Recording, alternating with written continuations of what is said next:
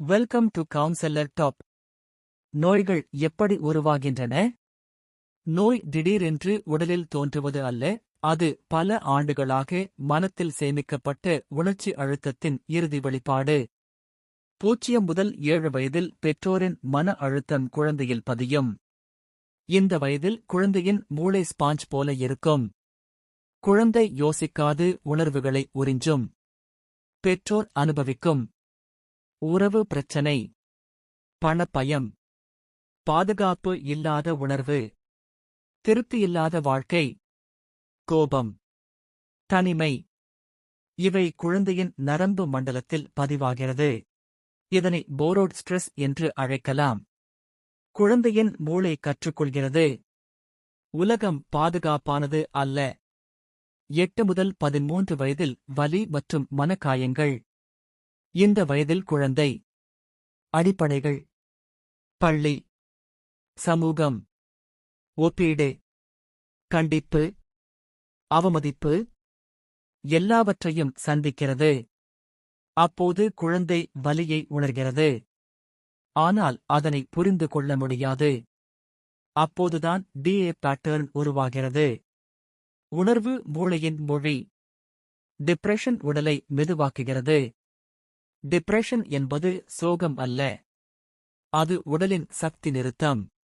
50-60க்கும் அதிகமான டிப்ரெஷன் வந்தால் மெட்டபாலிசம் குறையும், இன்சுலின் செயல்பாடு குறையும், சர்க்கரை கட்டுப்பாடு குறையும், தைராய்டு மெதுவாகும். இதனால்தான் டிப்ரெஷன் டயபெட்டிஸ் தொடர்பு உருவாகிறது. ஆன்சைட்டி ஹார்மோன்களை குழப்புகிறது. ஆன்சைட்டி என்பது எதிர்கால அச்சம். இதனால் கோர்ட்டிசோல் அதிகரிக்கும்.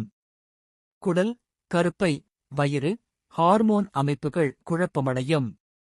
இதனால் gas, ulcer, IBS, PCOS, thyroid, indigestion எல்லாம் உருவாகும்.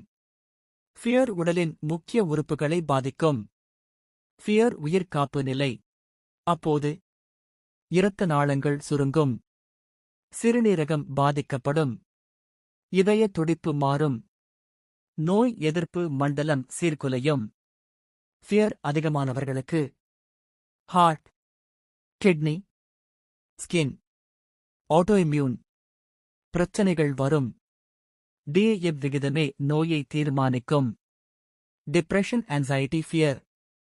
உடலில் ஒரே ஸ்ட்ரெஸ், ஒரே ஹார்மோன்ஸ், ஒரே நர்வஸ் சிஸ்டம், ஆனால் வெளிப்பாடு மட்டும் வேறு உறுப்புகளில்.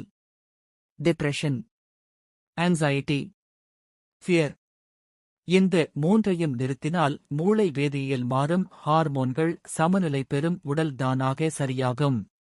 நோயாளி ஆனது உடலால் இல்லை, மூளை பல ஆண்டுகள் சர்வைவல் இல் இருந்ததால்தான். சர்வைவல் கெமிஸ்ட்ரி நீண்ட நாட்கள் இருந்தால் அதுதான் நோய். தேங்க்யூ.